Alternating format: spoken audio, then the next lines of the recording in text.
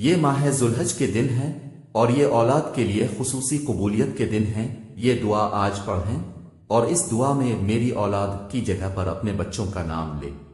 بسم اللہ الرحمن الرحیم۔ اس دعا کے ساتھ کہ اے پروردگار میری اولاد کو اس حال میں مجھے عطا کیا جب میں بہت ناتواں تھا، اسی لیے میری اولاد کو اپنے پناہ میں رکھنا کیونکہ میں ان کو پناہ دینے میں طاقت نہیں رکھتا۔ اے پروردگار میری اولاد کو ہر برائی، شر اور نقصان سے محفوظ فرما۔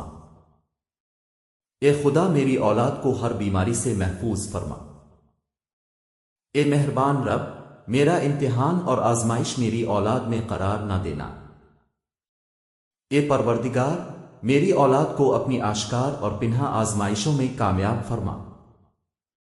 اے رب کریم میری اولاد کو اپنے صالحین میں سے قرار دے اور میری اولاد کو دین و عبادت و اخلاق میں بہترین لوگوں میں سے اور زندگی میں سعادت مندوں میں سے مقرر فرما۔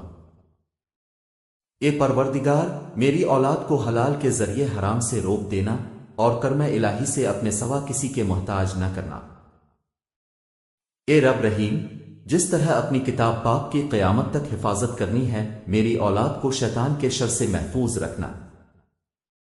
اے مہربان رب اپنے پاکیزہ ترین بندوں کے ساتھ دوستی اور قرب اور اپنی ذات پر توکل میری اولاد کو نصیب فرما۔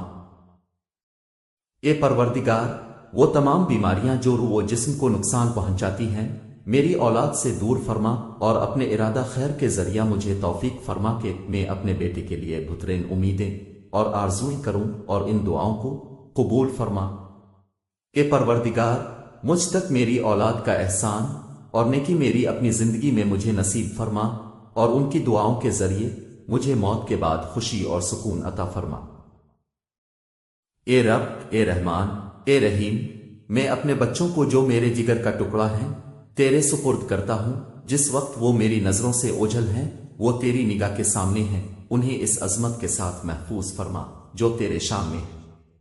آج وہ دن ہے کہ جس میں والدین کی دعا اولاد کے حق میں قبول ہوتی ہے۔ اے پروردگار وہ جو میری زبان سے نہیں نکلا لیکن تیری حکمت و علم سے پوشیدہ نہیں ہے وہ عطا فرما۔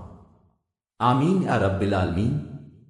آپ اپنی اولاد کے لیے ان مبارک دنوں میں دعا کیجیے اور اس میسج کو ہر ماں باپ تک پہنچا دیں یہاں تک کہ وہ اپنی اولاد کے لیے دعا کریں اور آپ اجر کمائیں۔ آپ روزانہ اپنی اولاد کے لیے دعا کیجیے، دیر مت کیجیے کہ یہ برکت والے ایام گزر جائیں۔